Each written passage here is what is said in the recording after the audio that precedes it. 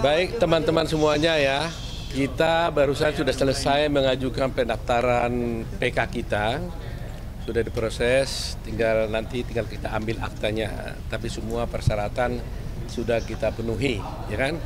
Seperti kita tahu tentunya persyaratan PK ini kan tidak seperti yang lain, ada kekhususan di mana harus ada bukti-bukti yang kita harus ajukan. Nah hari ini di hari ulang tahunnya Jessica ini persis ya, kita nggak rencanakan loh sebenarnya. Sebenarnya itu kemarin kemarin yang harus kita daftarkan, tapi karena suatu hal kita putuskan hari ini. Ternyata hari ini hari ulang tahun Jessica. Nah, peristiwa terjadi pada tahun 2016, itu 8 tahun yang lalu di pengadilan negeri ini.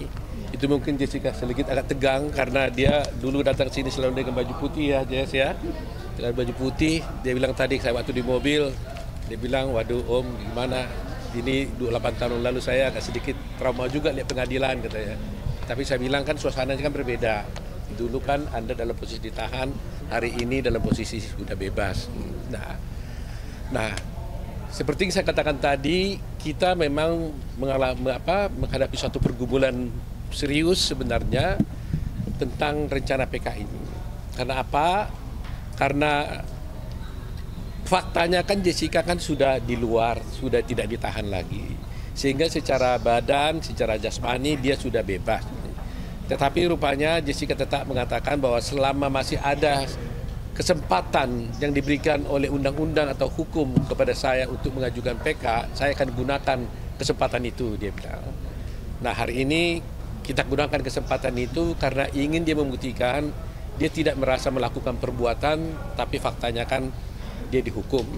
Kami sebagai lawyer tetap menghormati apapun putusan hakim, kami hormati, tetapi karena ada hak untuk mengajukan PK, hak ini kita gunakan. Mudah-mudahan Mahkamah Agung nanti akan mempertimbangkannya dengan baik. Alasan PK kami ini ada beberapa hal. Pertama ada novum. Kedua ada kekhilafan hakim. Ya, kekhilafan hakim di dalam menangani perkara ini. Nah, tentu Anda bertanya, apa novum yang kami gunakan? Novum yang kami gunakan itu adalah berupa satu buah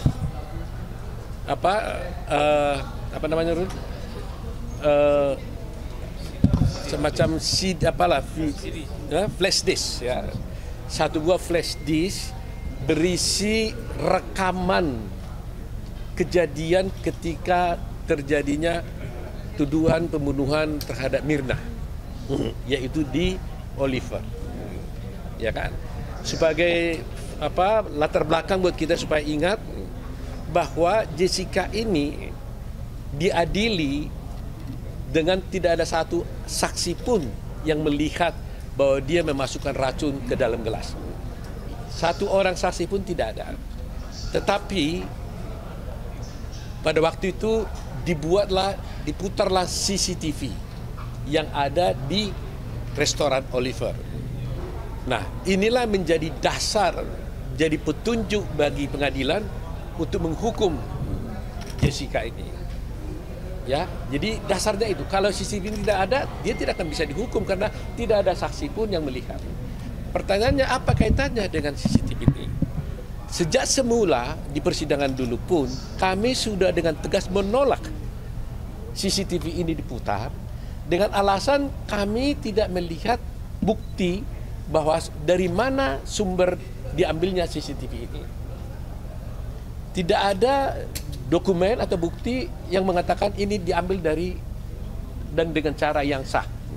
Tidak diambil oleh penyidik, tidak diambil oleh pihak kepolisian, tapi muncul tiba-tiba CCTV ada di sana.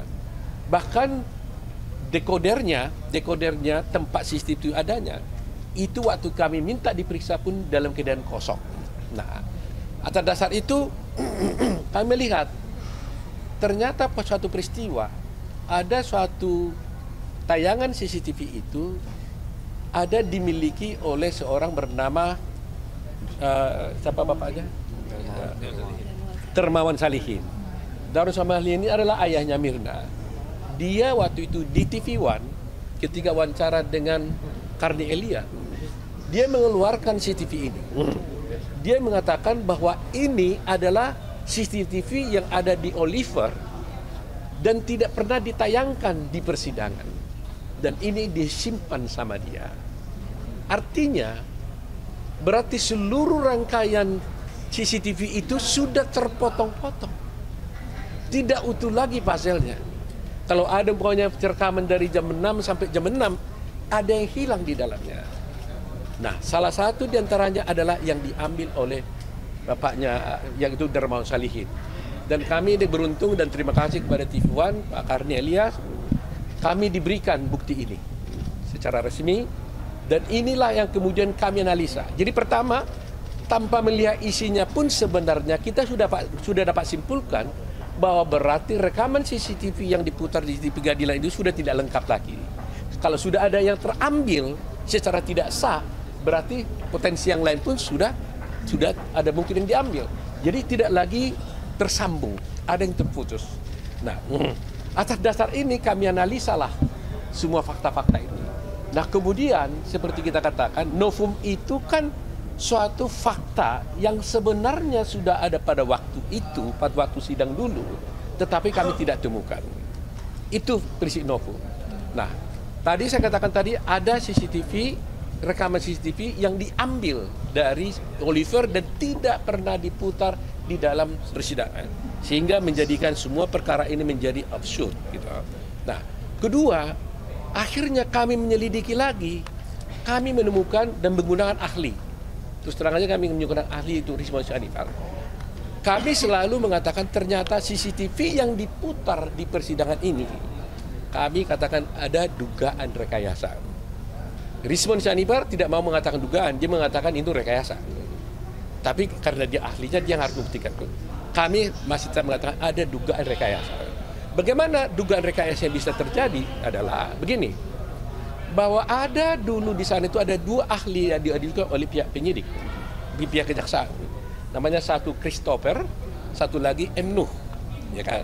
Nah, di sini ada saya, supaya jangan salah, jadi ada di CCTV, jadi kita lihat ya, CCTV ini karena tidak ada saksi yang melihat, maka dia memutar CCTV.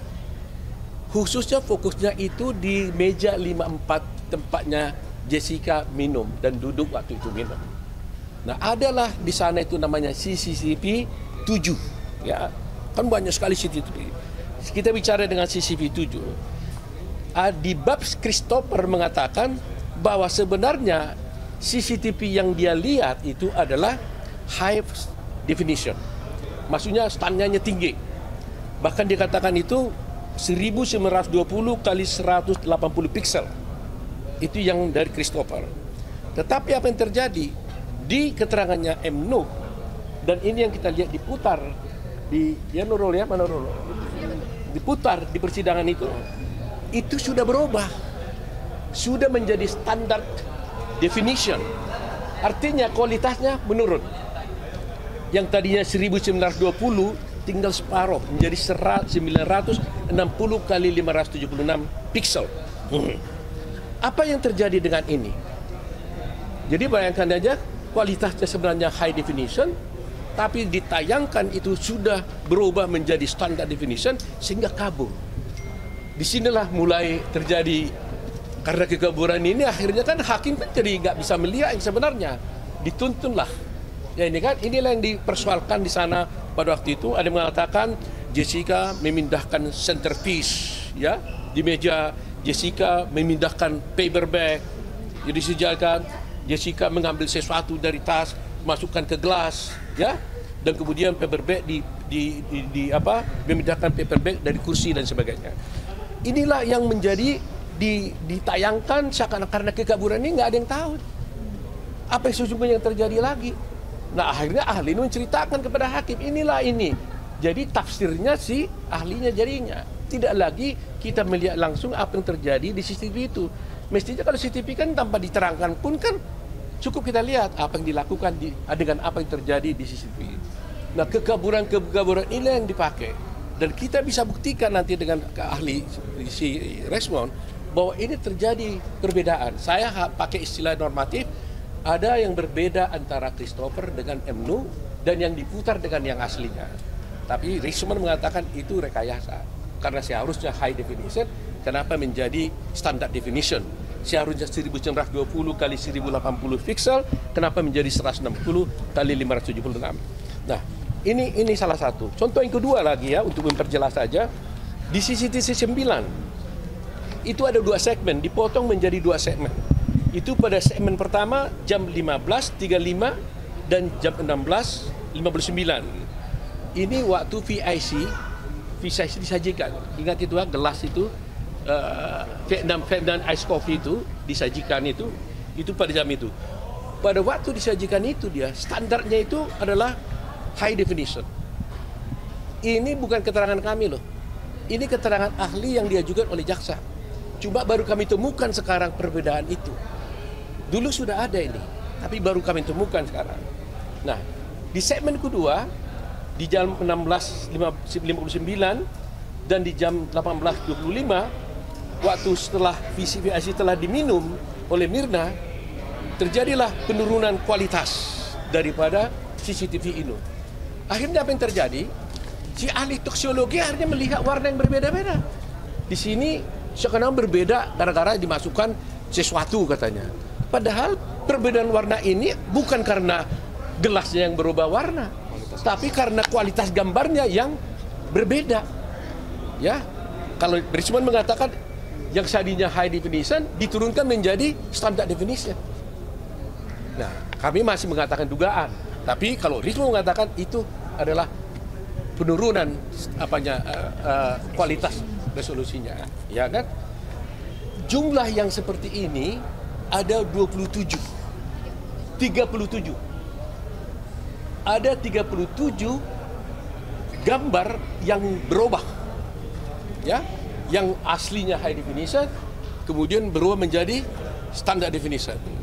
Pixelnya juga semua berubah semua. Nah, apa yang terjadi dengan adanya perubahan ini? Maka disinilah rekayasa itu akhirnya menuntun majelis hakim menjadi salah mengambil keputusan, menuntun saksi-saksi ahli menjadi salah mengambil keputusan, karena sebenarnya yang kami lihat di persidangan itu bukanlah yang rekaman yang sesungguhnya lagi. Sudah rekaman yang berubah, yang oleh versi Risman Sianipar mengatakan itu rekayasa. Lain kata kami mengatakan itu dugaan rekayasa, tapi Risman mengatakan itu rekayasa. Dia berani mengatakan itu rekayasa karena faktanya memang tertulis di dalam berita acara. Angka-angka yang kami ajukan tadi itu angka-angka yang tertera di dalam berita acara. Jumlahnya jelas. Jadi mungkin saya tidak perlu jelaskan 37-nya, tapi bagi masyarakat kan sudah tahu bahwa dengan orang ini dihukum melakukan pembunuhan dengan menggunakan petunjuk, dan itu pertimbangan hakim loh. Menggunakan petunjuk di CCTV, ternyata CCTV-nya ini sudah hasil rekayasa. Kita bilang dugaan rekayasa, tapi menurut Risman itu ada rekayasa. Makanya Risman Sianipar akan kita ajukan menjadi ahli dalam persidangan untuk membuktikan kebenaran pendapatnya bahwa ini rekayasa. Ya, jadi itulah novum yang paling utama. Termasuk juga yang diambil si Darmawan Salihin ini menjadi pertanyaan, kenapa ini bisa ada di tangan Darmawan Salihin? Tentu dia bertanya, kita minta tadi asal usulnya CCTV dari mana? Nggak ada yang bisa menunjukkan, saksi pun nggak ada.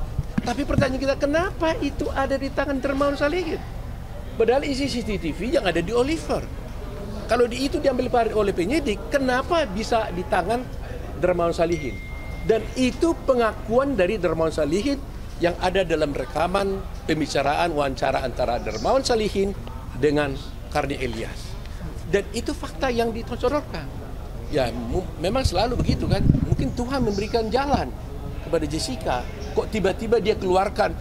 Kalaulah dulu itu dikeluarkannya, bahwa memang itu sudah terpotong-potong, pasti hakim membebaskan Jessica. Pasti. Kalau dia bilang, Pak, itu nggak asli lagi karena buktinya ada di tangan saya, itu nggak asli lagi dan tidak lagi kronologinya sama. Jadi kalau satu peristiwa terpotong-potong, puzzle-nya hilang kan? Nah, Risman juga nanti akan menjelaskan bahwa ada satu jam tertentu ketika siapa yang makan minuman?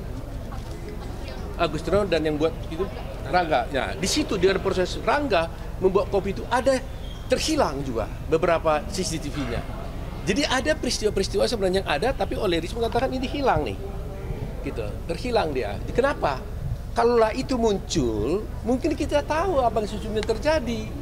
Apakah memang kopi itu waktu di baristernya sudah ada suatu racun?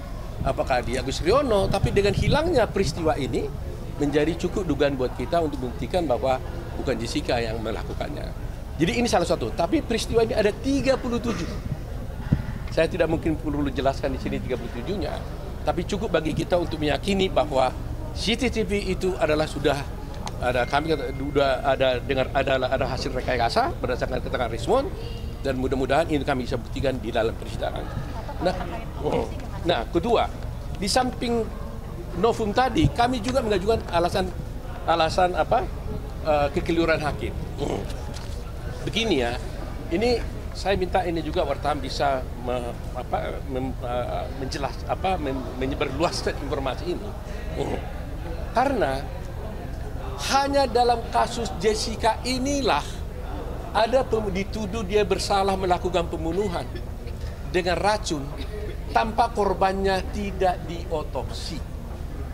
Semua pembunuhan di Republik ini pasti diotopsi. Kasus Sambo itu juga Brigadir J juga diotopsi. Kasus Vina yang 2016 pun itu juga dilakukan otopsi.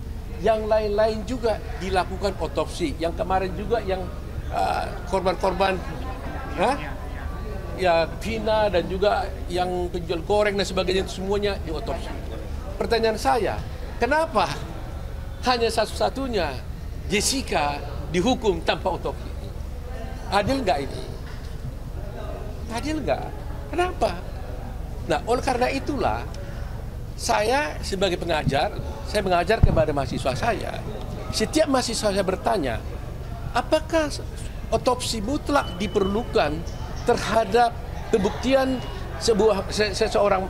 mayat seseorang yang mati di luar sakit, tapi mati tiba-tiba, apalagi dengan racun, apakah diperlu otopsi? Saya selalu katakan mutlak diotopsi. Dan tanpa otopsi tidak ada case, no case, ya, without otopsi. Karena otopsi itu dipakai untuk alat untuk pembuktian di pengadilan, ya kan? Nah, oleh karena itu sampai sekarang Mahkamah Agung kami sudah meminta berkali-kali di dalam memori kami hendaknya membuat suatu keputusan. Apakah memang otopsi itu mutlak diperlukan? Apakah otopsi ini boleh tanpa diotopsi bisa dinyatakan dia mati karena racun? Dan diketahui pula lagi matinya karena sianida. Ini buat kita mungkin biasa, tapi bagi hukum, bagi keadilan ini sangat penting. Jadi karena ini tidak dipertimbangkan oleh hakim di dalam pertimbangannya, kami menganggap ini hal yang baru. Kami menuntut untuk memintalah appeal lah ya kepada Mahkamah Agung, buatlah putusan. Kalau hakim Mahkamah Agung mengatakan nggak apa-apa tanpa otopsi bisa dinyatakan dia mati karena racun, itulah putusan hakim. Ya kan? Walaupun kalau memang harus dengan otopsi, bebaskanlah Jessica. Karena dia tidak pernah, korbannya tidak pernah diotopsi. Bayangkan orang mati tiba-tiba di sana. Lantas hakim mengatakan dia itu mati karena racun dan dia tahu pula itu adalah racunnya sianida tanpa diotopsi. Bagaimana ini bisa terjadi? Nah, ini salah satu yang kami perjuangkan. Kedua, juga kami punya bukti dan mudah-mudahan kami bisa diizinkan membuka di persidangan. Itu jumlah kopi sisanya kopi yang ada dicek di Mabes Polri itu sesungguhnya itu tidak cocok lagi dengan aslinya. Kami ada hitungan-hitungannya dan kami sudah membeli gelas yang sama dengan itu dan kami akan bisa buktikan nanti bahwa itu adalah melebihi. Jadi kalau dicek kembali sisa itu tidak mungkin seperti itu. Ya, dan itu kita menjadi alasan kita untuk PK. Nah, ketiga yang paling sangat penting adalah ketika Jessica dituduh melakukan pembunuhan, Mirna dibawa ke rumah sakit. Kemudian dokter memeriksa cairan di lambungnya 70 menit setelah Mirna meninggal. Ya kan, setelah Mirna meninggal, ternyata hasilnya adalah negatif sianida. Tidak ada sianida di lambungnya 70 menit setelah dia meninggal. Ya. Tapi coba bayangkan, berarti kan negatif sianidanya.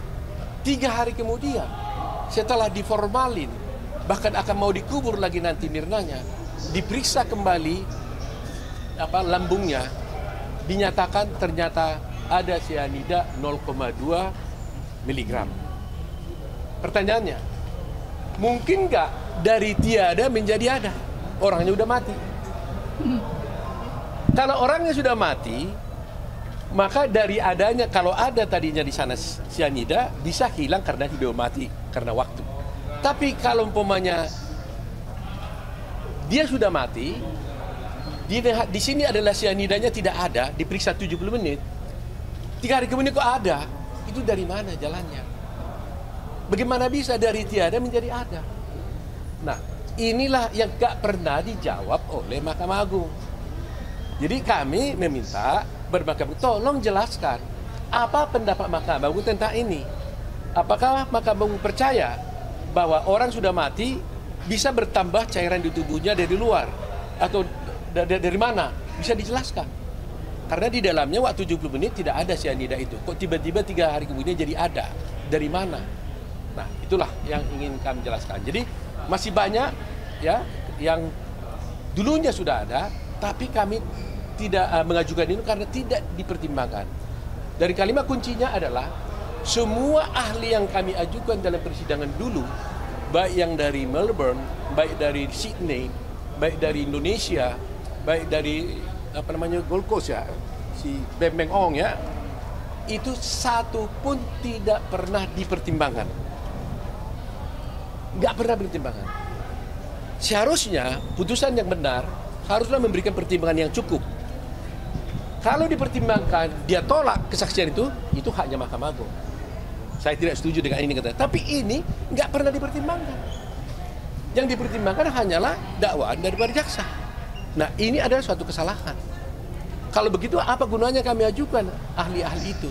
Seharusnya kalau Pak Hakim tidak setuju, dia bilang kami nggak setuju dengan pendapat ini. Tapi jangan diabaikan begitu saja gitu loh. Nah, itulah mungkin alasan-alasan utama kami ya, nanti mungkin kami bisa jelaskan lebih dalam lagi.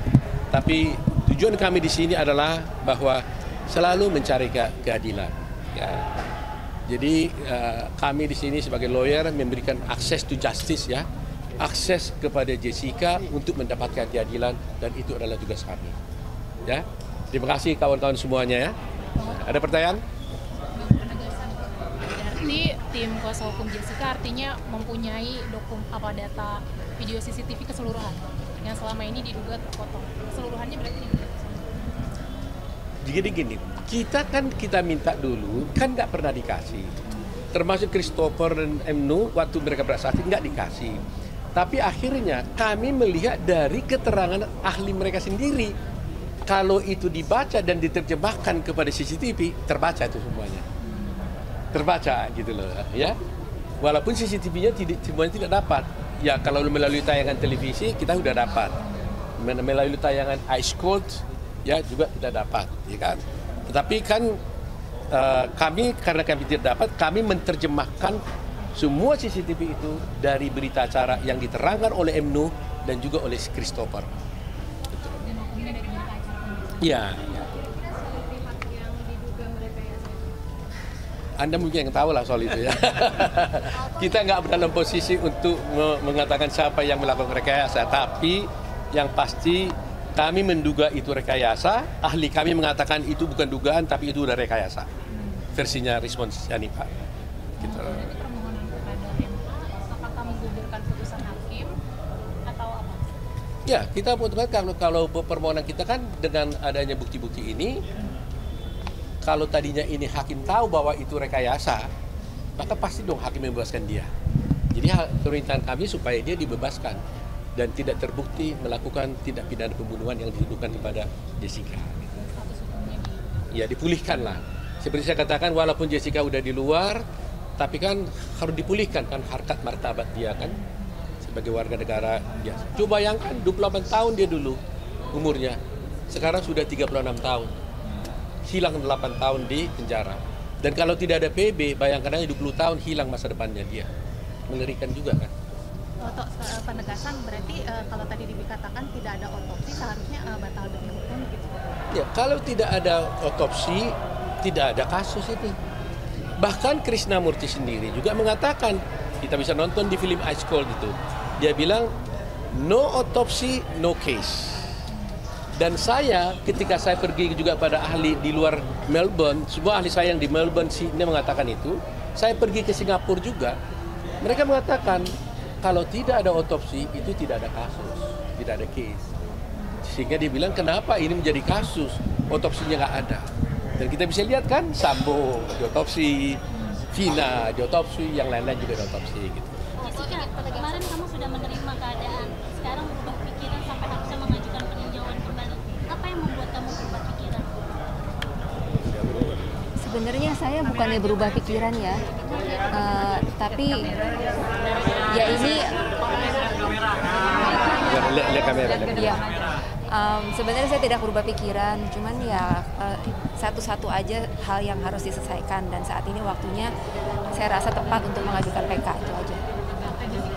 Dengan tahu maupun baru dan lain sebagainya, ada yang dijelaskan. Kaget ya pertama kali waktu dengar, sampai ya nggak bisa berkata-kata sih, tapi ya saya bersyukur temuan-temuan tersebut ya ditemukan. Jessica merasa kasus ini direkayasa? Ya nilai sendiri aja lah, saya nggak bisa ngomong ya. Mbak Jessica, ini kan tahun 2018 pernah mengajukan PK, nah tahun ini juga nih. Tahu gimana, yakin nggak bakal diterima sama? Saya hanya bisa berdoa aja, kalau masa depan nggak ada yang tahu. Dan Atau terakhir Pak Oto penegasan nanti Prestis itu videonya belum dilihat oleh pihak semua atau seperti apa? ya, jadi waktu itu Dermawan Salihin diwawancari oleh Bang Karni. Tiba-tiba dia mengatakan, ini saya punya CCTV yang ada di Oliver yang dulu tidak pernah kami kasihkan ini kepada persidangan. Karena kalau ini nanti dikasihkan, bisa nanti Jessica akan bisa dihukum mati, dia bilang. Saya tidak ingin dihukum mati, tapi biar dia susah seperti itu. Kira-kira gitulah pendapat dari Dermawan. Nah, terus kami kaget dong. Loh, kenapa ada CCTV di tangan orang yang tidak berhak?